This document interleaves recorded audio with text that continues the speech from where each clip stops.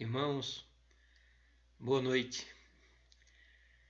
Essa certamente é uma quarta-feira toda especial, porque nessa data de 19 de maio nós comemoramos o aniversário da nossa igreja. Certamente o Senhor tem nos abençoado grandemente e eu desde já quero parabenizá-los por tudo aquilo que o Senhor tem feito em nossas vidas. Quero parabenizá-los por esses 25 anos. Que o Senhor continue derramando da sua graça sobre as nossas vidas, continue nos abençoando grandemente. Quarta-feira também é o nosso dia do nosso estudo bíblico e eu gostaria de dar sequência ao nosso estudo bíblico em Êxodo. Gostaria que você abrisse a sua Bíblia lá em Êxodo capítulo de número 1. Êxodo capítulo de número 1. Gostaria de fazer a leitura dos versículos 22 até o versículo 10 do capítulo 2. Êxodo capítulo 1, dos versículos 22 até o versículo de número 10 do capítulo 2. Nos diz assim a palavra do Senhor. Então ordenou Faraó a todo o seu povo, dizendo: a todos os filhos que nasceram aos hebreus lançareis no Nilo, mas a todas as filhas deixareis viver. Foi um homem da casa de Levi e casou com uma descendente de Levi. E a mulher concebeu e deu à luz um filho. E vendo que era formoso, escondeu por 3 meses. Não podendo, porém, escondê-lo por mais tempo, tomou um cesto de junco, calafetou com betume e piche, e pondo nele o menino, largou-o no carriçal à beira do rio. A irmã do menino ficou de longe para observar o que lhe haveria de suceder. Desceu a filha de Faraó para se banhar no rio, e as suas donzelas passeavam pela beira do rio. Vendo ela o cesto no carriçal, enviou a sua criada e o tomou. Abrindo, viu a criança, e eis que o menino chorava. Teve compaixão dele e disse: este é menino dos hebreus. Então disse sua irmã, a filha de Faraó: queres que eu vá chamar uma das hebreias que sirva de ama e te crie a criança? Respondeu-lhe a filha de Faraó: vai. Saiu, pois, a moça e chamou a mãe do menino. Então lhe disse a filha de Faraó: leva este menino e cria-mo, pagar-te-ei o teu salário. A mulher tomou o menino e o criou. Sendo o menino já grande, ele o trouxe para a filha de Faraó, da qual passou a ser filho. Esta lhe chamou Moisés e disse: porque das águas o tirei. Amém. Até o versículo de número 10. Oremos. Deus dos céus, nós te agradecemos, nós te louvamos porque o Senhor, o Deus da nossa salvação, nos redimiu com um propósito definido. Deus dos céus, nós te agradecemos pela leitura da tua palavra, pelos ensinos da tua palavra. Nós te louvamos porque o Senhor tem nos abençoado, tem falado conosco através da tua palavra. Faz isso, Senhor, mais uma vez. Nós te suplicamos, nós te exaltamos, nós te agradecemos em nome do Senhor Jesus Cristo. Amém. Tempos de desespero requerem medidas desesperadas. Pelo menos era isso que Faraó imaginava. Preocupado com a grande população do povo de Deus, Faraó, irmãos, tentou de tudo o que pôde para impedir com que os israelitas se multiplicassem no Egito. Primeiro, ele os oprimia com a escravidão, com a pesada escravidão. Mas o texto bíblico nos diz: mas quanto mais era oprimido, mais se multiplicavam e se espalhavam.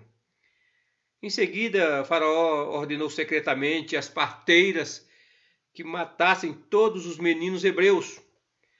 Mas as parteiras desafiaram a Faraó e o povo aumentou e se tornava cada vez mais numeroso, nos diz também o texto bíblico. O fato é, irmãos, que quanto mais Faraó tentava enfraquecer os israelitas, mais poderosos os israelitas se tornavam. Então, tendo fracassado com o projeto da escravidão, tendo fracassado com o infanticídio, ele finalmente recorreu ao genocídio. O texto que lemos começa dizendo, versículo 22, lá do capítulo, no final do capítulo 1, versículo 22, começa dizendo: Então ordenou Faraó a todo o seu povo, dizendo: A todos os filhos que nascerem aos hebreus, lançai no Nilo. Foi nesses tempos difíceis, nesses tempos de desespero, que um jovem casal hebreu se atreveu a casar-se. Texto, capítulo 2, começa dizendo: Foi-se um homem da casa de Levi e casou com uma descendente de Levi. E a mulher concebeu e deu à luz um filho, e vendo que era famoso, escondeu por 3 meses. O que foi mesmo que fez aquela mãe? O texto nos diz que seu bebê era certamente um lindo bebê, um bebê bonito, saudável. Parecia existir algo de especial sobre ele. Durante 3 meses, aquela mãe viveu em constante medo, apreensão, porque certamente ela viu muitos bebês sendo mortos, enquanto ela escondia, enquanto ela guardava, enquanto ela tentava preservar o seu. Note, irmãos, que até aqui a palavra de Deus não menciona o nome daquela mãe, porque a história que é contada aqui é principalmente sobre aquele menino. Mais tarde nós sabemos que o nome dela se chamava Joquebede e que era casada com Arão. Aquela mulher era uma mulher comum. A única coisa extraordinária sobre a sua vida, a única coisa extraordinária sobre ela é que ela vivia pela fé. Hebreus 11, 23 faz referência a essa mulher. Eles estavam determinados a viver pela fé, estavam determinados a fazer com que o seu filho sobrevivesse. Então, o texto bíblico nos diz: não podendo, porém, escondê-lo por mais tempo, tomou um cesto de junco, calafetou com betume e piche, e pondo nele o menino, largou no carriçal à beira do rio. Durante 3 meses, o bebê tinha sobrevivido sem ser detectado. Mas a situação ficou insustentável e certamente desgastada pelo incessante suspense, por toda aquela situação. Aquela mãe planejou tudo isso para que ele vivesse um pouco mais. Enquanto ela gentilmente colocava o seu menino ali, certamente ali também, naquele cesto, ela também deixava o seu coração. Dá para imaginar o que aquela mãe estava sentindo. Era o tipo de coisa, irmãos, que uma mãe só podia fazer pela fé, e unicamente pela fé. Vejam que quando ela, ao mesmo tempo em que ela faz isso, ela envia também a sua filha para observar aquele menino. Veja, eu tenho certeza que ela certamente não enviou a sua filha para que observasse o seu filho ser assassinado. Não. Ela sabia, ela cria que de alguma forma o Senhor salvaria aquele bebê. É por isso que o texto lá de Hebreus fala-nos a respeito dela, que ela vivia pela fé.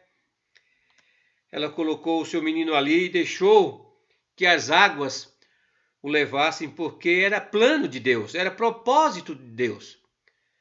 Ele estava destinado a ser o libertador de Israel. Desde o seu nascimento e tudo o que se deu aqui, como os fatos se deram aqui, irmãos, nós aprendemos pelo menos 3 coisas sobre a salvação de Deus. E eu gostaria de chamá-lo a sua atenção com relação a isso. A primeira verdade é que Deus, somente Deus, é Deus quem realiza a salvação. Irmãos, embora isso seja a mais pura verdade, nem todos creem nisso. Muitos céticos têm levantado a objeção que Moisés nunca existiu. Muitos levantam essa objeção em parte porque ele não é mencionado em qualquer um dos relatos históricos egípcios. Mas como eu já fiz referência num dos nossos estudos, né? Como eu já disse, a ausência desses registros não deve nos surpreender. Há muitas lacunas nos registros egípcios, especialmente quando se trata de um povo que foi escravizado, de um povo que foi humilhado, mas de um povo que humilhou os egípcios, seus deuses, de maneira tão desastrosa, tão embaraçosa. Então, essa história, os egípcios eles não costumavam escrever. Como já disse, como já fiz referência, eles costumavam escrever, sim, a boa história, a história que ressaltava os seus heróis, seus deuses. Mas essa história, certamente, eles não gostavam e eles não escreviam. Mas voltando aqui ao nosso texto, irmãos, nos parece que a filha de Faraó teve algum contato com os hebreus, porque foi ela quem o nomeou aquele bebê de Moisés. Foi ela que disse, porque das águas o tirei. É bem verdade que o seu hebraico talvez não fosse tão bom assim, porque Moisés literalmente significa aquele que tira de. Aquele que tira de. Chama sua atenção para isso. Ou seja, sem querer, a filha de Faraó deu a Moisés um nome que insinuava o seu destino, porque mais tarde ele livraria o povo de Deus do Egito.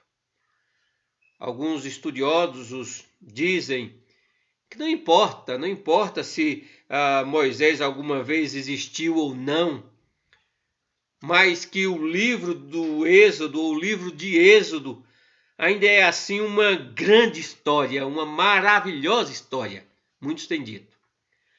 O fato é que se esse livro não é nada mais do que um romance histórico, não teria poder sobrenatural para mudar a vida de ninguém. O único Deus que vale a pena conhecer é o Deus que tem poder de trabalhar na história humana para realizar a salvação. Irmãos, se Deus não suscitou um homem como Moisés, se Deus não levantou um homem como Moisés para tirar Israel do Egito, como podemos ter certeza que ele tem poder para nos livrar da escravidão, nos livrar do pecado? Irmãos, se nossos problemas fossem problemas literários, então tão somente uma boa história seria suficiente para resolvê-los. Mas essa não é a realidade a nosso respeito. Nós sabemos disso. No mais profundo de nossos corações, nós sabemos disso. As dificuldades que enfrentamos são as dificuldades de uma vida cotidiana. Solidão, dependência, conflito, dor, circunstâncias, irmãos, das mais diversas. É por isso que nós precisamos de um Deus que possa realmente fazer algo para nos ajudar. Precisamos de um Deus que esteja trabalhando em nossas vidas e na vida dos nossos filhos. Precisamos de um Deus que escreva novamente, que escreva toda a nossa história. Precisamos de um Deus que de fato haja poderosamente em nossas vidas. Se Deus não salvou Moisés da maneira como a Bíblia diz que ele salvou, é duvidoso que ele possa também nos salvar. Mas nós sabemos que Deus é o Deus da nossa salvação. Disso nós não temos dúvida alguma, porque o Espírito Santo é quem testifica com o nosso espírito essas verdades, testifica que esse Deus de fato existe, que esse Deus de fato se manifestou para a nossa salvação. Foi Ele que realizou, foi Ele quem realizou a nossa salvação, disso nós não temos dúvida. O texto bíblico, então, irmãos, nos leva a uma segunda verdade. Na salvação, Deus triunfa sobre o mal. Faraó era um homem que odiava os planos, era um homem que odiava as promessas de Deus, e porque ele odiava a Deus, ele desprezava o povo de Deus. Ele tentava a todo custo destruir a obra de Deus. A tentativa de Faraó de aniquilar os israelitas nos dá, irmãos, uma visão do poder do mal, de um poder que nunca está satisfeito, mas sempre deseja mais, mais e mais. Cada vez que os planos de Faraó eram frustrados, ele evidentemente providenciava outro esquema ainda mais amplo e ainda mais mortal. O plano A era fazer sofrer com a escravidão. O plano B, irmãos, era matar seus filhos em segredo através das parteiras. O plano C era ainda muito mais perigoso, no entanto, não era mais segredo. E todos os meninos deveriam ser mortos, todos os meninos deveriam serem mortos por afogamento no Nilo. Essa é a maneira, irmãos, como o mal se espalha. O mal sempre é assim. Sempre age da mesma forma. Aquilo que alguém a princípio só se atrevia a fazer em privado, aos poucos vai se perdendo a vergonha, até que publicamente se pratica normalmente. E como resultado, muitas outras pessoas são puxadas para esse abismo, para o abismo do mal. Assim é o padrão do mal. Esse padrão tem sido repetido muitas vezes na triste história da humanidade.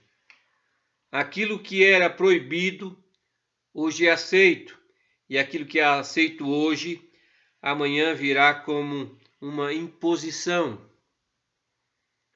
O mal trabalha sempre dessa forma.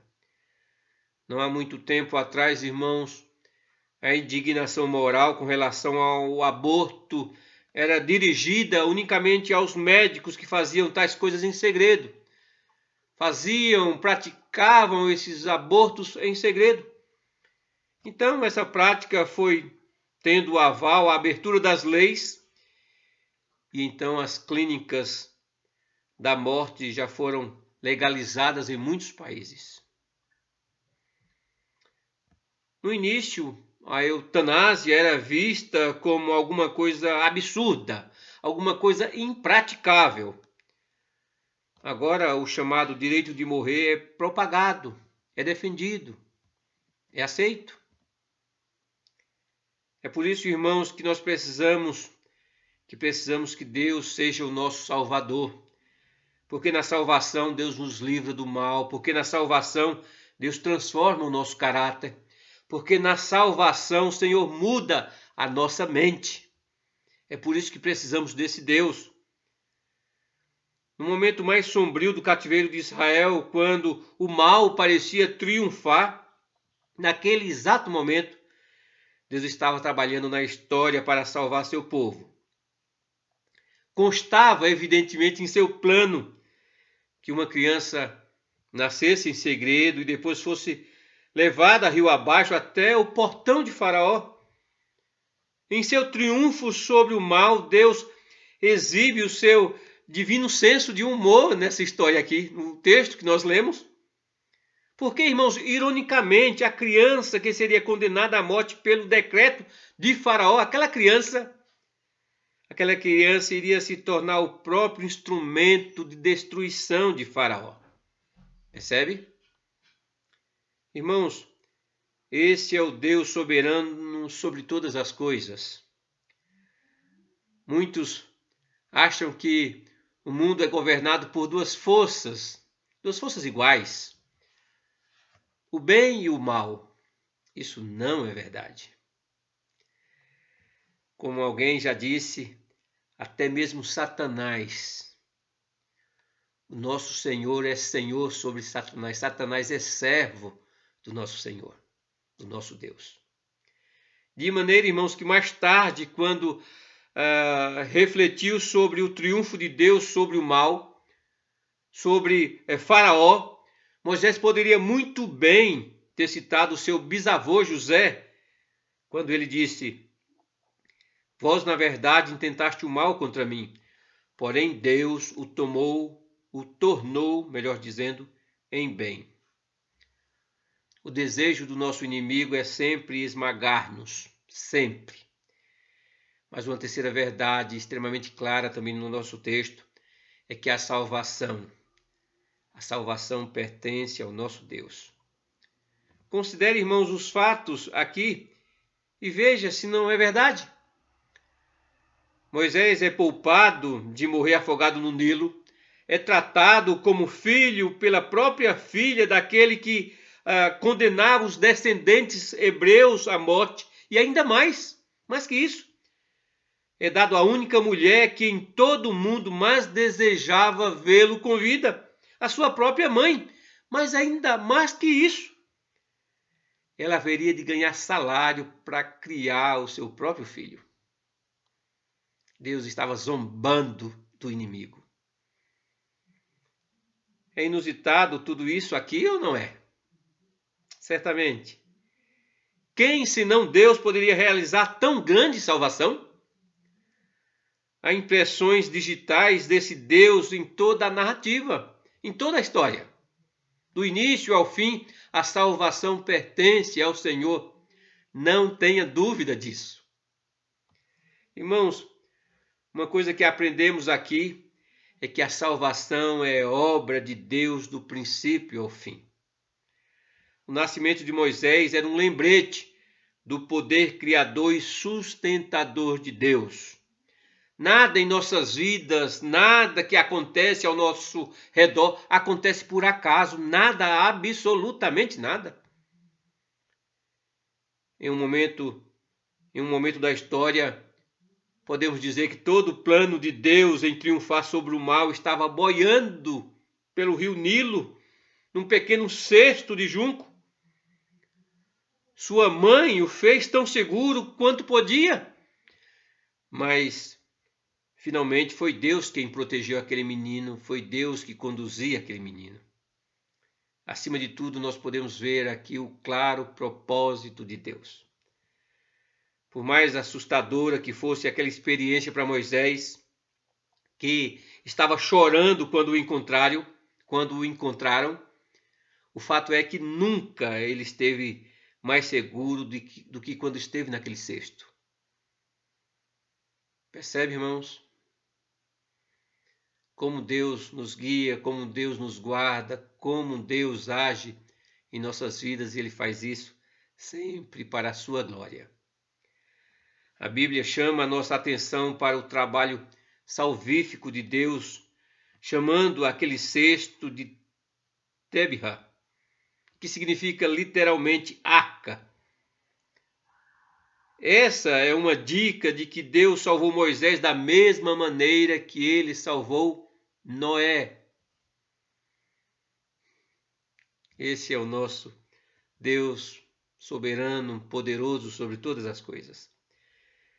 Na providência de Deus, aquele cesto desceu ao Nilo no momento certo, no lugar certo. Era um momento perigoso, afinal, aos egípcios tinham sido ordenados a afogar os meninos hebreus, e a mulher que o encontrou era a própria filha de Faraó. Mas perceba, com suspense, um suspense, podemos dizer, um suspense crescente, nós podemos ler aqui. Abrindo-o, viu a criança, e eis que o menino chorava. Teve compaixão dele e disse: este é menino dos hebreus.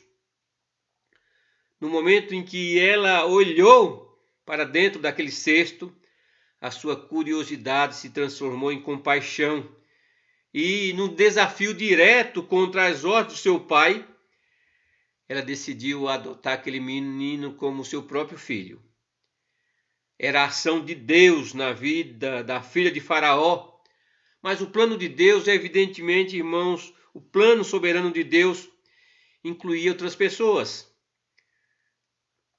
Lá estava a sua irmã, com o coração na garganta, e quando percebeu o que tinha acontecido, correu imediatamente à filha de Faraó e perguntou: queres que eu vá chamar uma das hebreias que sirva de ama e te crie a criança? Ela evidentemente tinha alguém em especial em mente, a própria mãe de Faraó. Aliás, a própria mãe de Moisés. O fato é que Deus estava trabalhando evidentemente também na vida da mãe de Moisés. Podemos imaginar, irmãos, a alegria, não? A grande alegria daquela mulher em receber o seu próprio filho e ainda assim criá-lo às custas de Faraó. É sarcástico como Deus zomba do inimigo. Ele satisfaz os desejos mais profundos das pessoas que ele planeja salvar.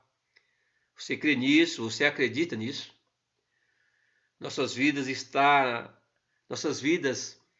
nas mãos desse grande Deus e que tudo planejou, como diz o salmista, ele escreveu cada dia das nossas vidas e nada, absolutamente nada acontece, nada, absolutamente nada o surpreende. Você acredita que Deus está fazendo o melhor, aquilo que é melhor por você? Creia,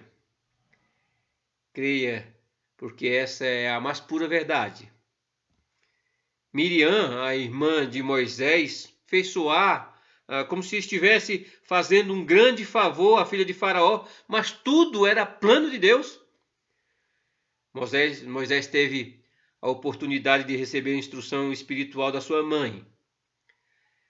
Não foram muitos anos, é verdade, não foram muitos anos, mas sem dúvida alguma, aquela mãe orava para que o seu filho, quando se tornasse homem, ele amasse o povo de Deus. Quando ele se tornasse homem, ele ouvisse a voz de Deus, respondesse ao chamado de Deus. Certamente, creio que isso aquela mãe fez abundantemente enquanto esteve com aquele menino. Certamente suas orações foram respondidas, nós sabemos disso. Irmãos, mais de 1000 anos depois, quando Estevão contou a história da salvação diante do Sinédrio, lá em Atos, ele falou todos esses detalhes aqui. Ele colocou diante do Sinédrio cada um desses detalhes aqui, porque do princípio ao fim a salvação pertence ao nosso Deus. Mas todos esses fatos aqui levam-nos ainda a refletirmos sobre o nascimento do Salvador. A história de um menino que é salvo dentro de um cesto é uma história maravilhosa que retrata Deus trabalhando na história para triunfar sobre o mal. É verdade, mas essa não é toda a história. Moisés era o libertador, sabemos disso, mas ele precisava de um Salvador. Muito tempo depois o Êxodo, né? Muito tempo depois do Êxodo, os israelitas ainda esperavam esse Salvador, um Salvador do qual Moisés era apenas um protótipo, né? Nós vemos esse anseio lá no livro de Deuteronômio, quando lá nós podemos ler: nunca mais levantou em Israel profeta algum como Moisés, com quem o Senhor houvesse tratado face a face. Irmãos, esse anseio durou muitos anos, até que uma criança nasceu em Belém. Ele não era uma criança comum, sabemos disso. Ele era filho do Deus encarnado, do Deus soberano sobre todas as coisas. Ele era o Deus encarnado. Como Moisés, ele recebeu um nome que correspondia também ao seu destino. Eles o chamaram de Jesus, nos diz lá o evangelista Mateus, porque ele salvaria o seu povo dos seus pecados. Como Moisés, esse Salvador nasceu sobre a pena de morte. O Novo Testamento fala de Herodes o Grande, o tirano, um homem tirano, tão perverso quanto qualquer um dos faraós que estava disposto de fato a matá-lo. A princípio, irmãos, ele tentou fazer isso também secretamente, pedindo aos sábios que lhe dissessem onde Jesus estava. Nós sabemos da história. Quando esse plano falhou, Herodes ordenou a seus soldados publicamente que matassem todos os meninos de Belém. E mais uma vez Deus triunfou sobre o mal, e assim como Moisés, Jesus foi liberto da morte. Fugiram com ele para o Egito. Mateus 2 nos fala a respeito disso. Em todos, irmãos, em todos esses eventos aqui, mais uma vez, Deus estava elaborando o seu plano até o último detalhe, porque a salvação do princípio ao fim pertence ao nosso Deus. Ele viveu e morreu uma morte expiatória a nosso favor, ele morreu no nosso lugar. A salvação que Deus realizou na história se torna a nossa salvação quando nós aceitamos o Senhor Jesus Cristo pela fé. Nós somos chamados, irmãos, a confiar em Deus, como fez aquela mãe desesperada quando colocou o seu filho juntamente com o seu coração naquele cesto e ela confiou que Deus salva. Que Deus é o Deus que providencia, que Deus é o Deus que guarda, que Deus é o Deus que protege, que Deus é o grande Deus da salvação. Vale a pena ressaltar que estamos vivendo momentos difíceis, no meio de uma pandemia onde não sabemos onde tudo isso vai parar ou quando tudo isso vai cessar. Mas nós temos que confiar nesse Deus, porque Ele é o Deus que salva. Ele é Deus providente, Ele é o Deus que guarda o seu povo, que protege o seu povo. Como eu disse no sermão de domingo, Ele faz distinção entre aqueles que são dele e aqueles que não são. Essa história, irmãos, contada aqui, tem tudo a ver comigo, tem tudo a ver com você, porque foi exatamente o que o Senhor fez por mim, porque foi exatamente o que o Senhor fez por você. Ele não apenas fez, ele continua fazendo. Essa história está se repetindo em nossas vidas. Ele continua sendo esse Deus que nos conduz por esse imenso deserto, até aquele dia onde estaremos para sempre na glória eterna. Então, se prostre diante desse Deus e o adore, porque só Ele é digno de toda a nossa adoração, de todo o nosso louvor, de todo o nosso culto. Ele nos salvou para a sua glória, então vivamos para a sua glória. Que o Senhor nos abençoe grandemente. Amém. Oremos. Deus eterno, nós te louvamos por tão grande salvação. Te agradecemos, ó Pai, porque o Senhor triunfou sobre a morte para nos dar a vida. Te agradecemos porque o Senhor não apenas fez isso para que nós estivéssemos na glória eterna, no lar celestial, mas o Senhor é aquele que continua conosco, nos protegendo, nos guardando, ó Pai, com esse propósito, com o propósito de estarmos na Tua presença naquele dia. Derrama sobre as nossas vidas a Tua graça, Deus dos céus, sobre a vida do Teu povo, da Tua igreja, que completa 25 anos de vida, que de fato possamos crescer espiritualmente, possamos Te servir como Te agrada. Que de fato, Deus dos céus, possamos desfrutar da Tua presença, possamos conscientes bendizer e exaltar o Teu grande e glorioso nome. Nós Te agradecemos, faz isso em nossas vidas, em nome do Senhor Jesus Cristo. Amém. Que o Senhor o abençoe grandemente e que a Ele seja dado toda a honra, toda a glória e todo o louvor. Amém.